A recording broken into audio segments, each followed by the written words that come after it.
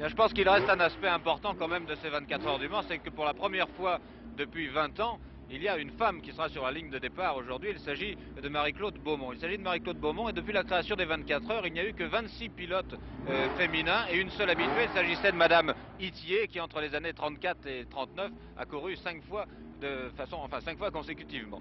Depuis 51, les femmes étaient un petit peu, disons, découragées par cette épreuve du Mans. La meilleure place jamais obtenue avait été la 7e, ce qui n'est pas formidable, c'est merveilleux, vous me direz, mais ce n'est peut-être pas l'idéal pour beaucoup d'ambitions, comme celle de Marie-Claude Beaumont, qui a rencontré Claude Manuel et Alain Paisiez. Paisible si elle ne s'appelait Maison Blanche.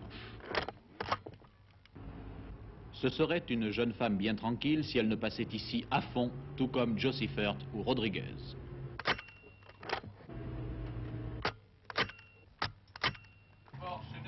Peut-être plus que les vedettes du club des 400 à l'heure, plus que les monstres de 600 chevaux, c'est une silhouette blonde et timide et une corvette rouge et blanche de 7 litres de cylindrée qui attire appareil photo et caméra. Mais une fois franchi le mur de la curiosité, on découvre un véritable pilote professionnel au volant d'une vraie voiture de compétition, un pilote animé d'une foi étrange. Là, il y a un endroit que j'aime beaucoup au Mans, c'est d'abord le freinage qui est avant le virage d'Indianapolis. C'est à droite où on arrive assez vite, autour de 180 à l'heure, on freine pour le gauche d'Indianapolis. Et puis ensuite, j'aime beaucoup entre Arnage et après Maison Blanche. C'est des grandes courbes rapides, j'aime beaucoup. J'aime pas les virages lents, j'ai horreur de Mulsanne. 28 ans, début en 1964, pilote officiel General Motors depuis 3 ans, 2 fois championne de France féminine, Marie-Claude Beaumont était l'an dernier 4e au championnat de France des rallyes, derrière 4 hommes, Andruet, Ragnotti et son ami Gérard Larousse, avec qui elle avait débuté. Je veux faire un peu plus de pistes, tout en continuant les grands rallyes internationaux, 4, 5, 6 dans l'année. Alors, très précisément, au-delà du Mans, que cherchez-vous professionnellement? Au-delà du Mans, je voudrais faire une saison de prototype, c'est-à-dire je voudrais faire la Targa Florio, je voudrais faire les 1000 km du Nürburgring, je voudrais faire Spa, des courses comme ça. C'est ça que j'ai envie de faire. Mais ici, pour tous ceux qui portent casque intégral et combinaison d'amiante, Marie-Claude Beaumont est un pilote avant d'être une femme.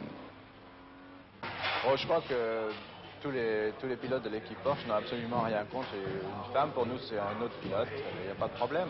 Surtout Marie-Claude, tout le monde la connaît, on sait ce qu'elle a fait, il n'y a pas de problème. C'est un professionnel confirmé par 15 ans de compétition, Henri Gréder, qui a pris le risque de lui confier une voiture de 1500 kg et 550 chevaux. Mais bien sûr, pas question de victoire à la distance. Effectivement, il y a une catégorie qui, je crois, d'année en année, prend de l'importance, puisque cette année, la moitié des partants seront dans cette fameuse catégorie de GT. Grand tourisme. Grand tourisme, c'est ça. Ce sont des voitures qui sont vendues dans le commerce, dérivées de la série. Est-ce là un présage pour les futurs 24 heures du Mans? Et vous avez fait confiance au seul pilote féminin de ces 24 heures. Est-ce que ça représente sur le plan professionnel un risque? Pour elle, qu'est-ce que vous redoutez? Pour elle, ce que je redoute le plus, c'est qu'elle ait peur de gêner les autres concurrents, étant la seule femme dans la course. Meilleur temps que les Porsche 911S aux essais pour la Corvette numéro 2. Mais en course, avec la nuit, la pluie, la fatigue, une femme peut-elle aller aussi vite qu'un homme? C'est la grande question. La force physique joue énormément et puis, vu que l'automobile est quand même un sport de danger, de risque, il y a, je crois, la femme a un peu plus l'instinct de conservation que l'homme et une sorte de réserve. Des fois, la réserve, ça peut être 1 seconde sur 50 km. C'est très peu, ça paraît insignifiant, mais c'est là.